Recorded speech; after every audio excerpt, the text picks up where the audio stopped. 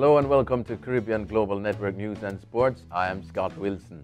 In today's headlines, 12-year-old witnesses parents murder-suicide. And in sports, Akeem Bloomfield to take on Justin Gatlin this Sunday. 12-year-old witnesses parents brutal murder-suicide. Support is now being given to a 12-year-old girl who witnessed her father shooting her mother to death, then turning the gun on himself. The incident had taken place Wednesday morning on Waltham Park Road as the teen cried out to her father not to kill her mother, even as he chased her mother, Rolene Clark Gowans, and shot her before killing himself. The child reportedly was heading to school in Kingston when her father, Patrick Gowans, aborted his task to take her to school after he saw her mother along the roadway. She screamed for her mother to run after realizing her father's intent. Both parents were correctional officers, the father working at Horizon Remand Center and mother at Fort Augusta. CGN understands that a report had been made to the Waterford Police Station in Portmore by Rolene Clark Gowans' father. Gowans had threatened to kill his daughter and his firearm had been seized. The deceased woman's father said he was surprised that the gun was given back to his son-in-law in light of the serious nature of the report. The Constabulary's Corporate Communications Unit reported that the murder-suicide involving the two warders occurred approximately 7:10 a.m. Meanwhile, Shantae MacDonald, the elder daughter of Rolene Clark Gowans, has revealed on social media that her mother was pregnant at the time of her death. MacDonald, in a lengthy post on Facebook, said her stepfather knew that her mother was a couple weeks pregnant when he shot her in the stomach. Man pleads guilty to manslaughter in Dexter Pottinger court case.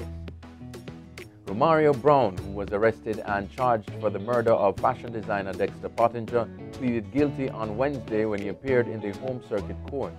Brown, who is charged with manslaughter, larceny from a dwelling, and simple larceny, was arrested following an investigation by the police.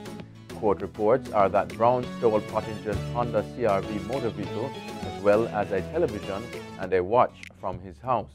Pottinger's decomposing body was found at his residence in St. Andrew on August 31, 2017.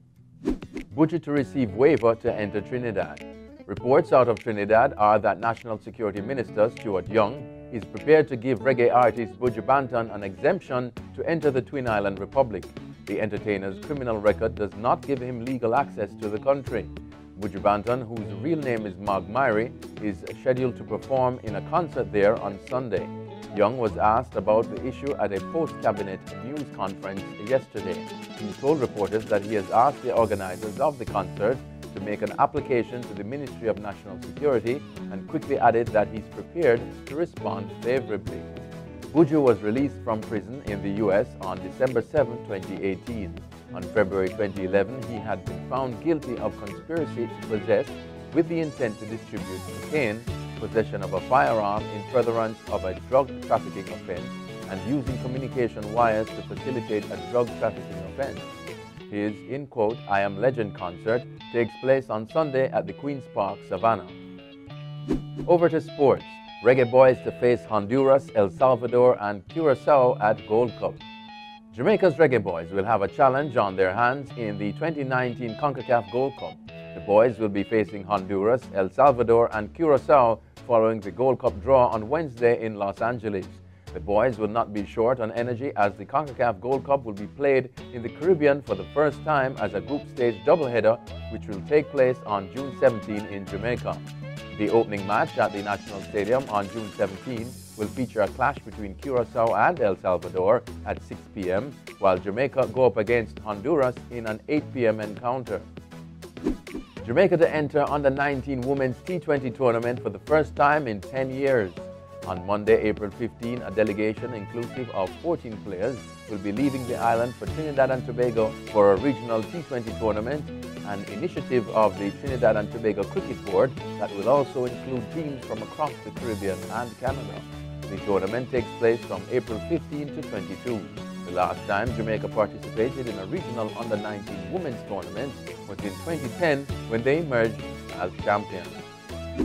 Akeem Bloomfield to take on Justin Gatlin, DeGrasse on Sunday. Jamaica's rising star Akeem Bloomfield will match strides with American world champion Justin Gatlin and Canadian star DeGrasse in the 200 meter at the third staging of the Grenada Invitational Track and Field meet on Saturday. Two-time Olympic 100-meter champion Shelly-Ann Fraser-Price will also be in action over 100 meters, as will former record holder Asafa Powell, as several Jamaicans descend on the Spice Island this weekend. The 21-year-old Bloomfield, who has the world-leading time of 20.24 seconds and a personal best of 19.81 seconds, is said to be flying in for training. He will be severely tested by Gatlin, DeGrasse, and the improving Miguel Francis of Antigua, now representing Great Britain. That's it for CGN News and Sports. I am Scott Wilson. Pleasant viewing.